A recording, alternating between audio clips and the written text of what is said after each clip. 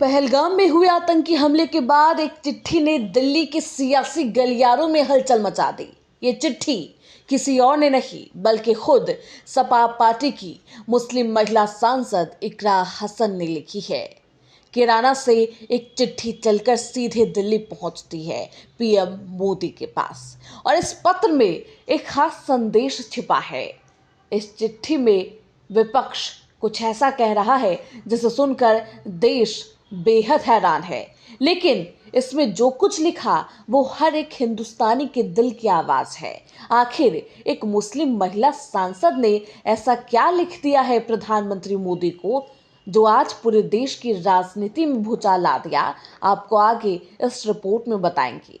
पहलगाम में हुए आतंकी हमले के बाद किराना से समाजवादी पार्टी की सांसद इकरा हसन सामने आती है, लेकिन इस बार उन्होंने ना कोई तीखे शब्दों का इस्तेमाल किया, ना कोई आरोप लगाने की कोशिश, बल्कि सीधे प्रधानमंत्री नरेंद्र मोदी को चिट्ठी लिख डाली। और अब हर कोई पूछ रहा है कि आखिर इस चिट्ठी में क्या है। ये सिर्फ एक खत नहीं है बल्कि आतंकवाद के खिलाफ एक जन भावना है, विपक्ष की तरफ से भी। इकरा हसन ने प्रधानमंत्री मोदी को भेजे गए इस पत्र में लिखा, मैं ये पत्र एक फिक्रमंद नागरिक और एक जिम्मेदार जनप्रतिनिधि की हैसियत से आपको लिख रही हूँ।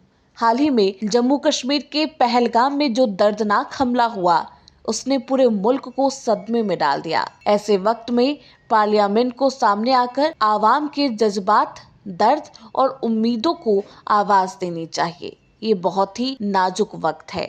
हमें उन मासूम लोगों को श्रद्धांजलि पेश करनी चाहिए जो इस हमले में शहीद हुए। साथ ही ये भी जाहिर करना चाहिए कि हम सब एक है, अमन, इंसाफ और एकता के उसूलों पर कायम है। मैं आपसे दरख्वास्त करती हूँ कि पार्लियामेंट का एक खास सेशन बुलाया जाए जो सिर्फ इसी मुद्दे पर हो कि इस हमले के बाद मुल्क की सलामती, आवाम की ताजा हालात और उनके जज्बात पर खुलकर बातचीत हो। इससे न सिर्फ एक मजबूत पैगाम जाएगा कि हमारा लोकतंत्र जिंदा है, बल्कि ये भी साबित होगा कि हम सब किसी भी दहशतगर्दी के सामने झुकने वाले नहीं हैं। उम्मीद है कि आप मेरी इस अपील को संजीदगी से लेंगे और जल्द कोई कदम उठाएंगे। बता दें कि 22 अप्रैल को जम्मू कश्मीर के पहलगाम में आतंकी हमला हुआ था, जिसमें आतंकवादियों ने 26 पर्यटकों की निर्मम हत्या कर दी थी।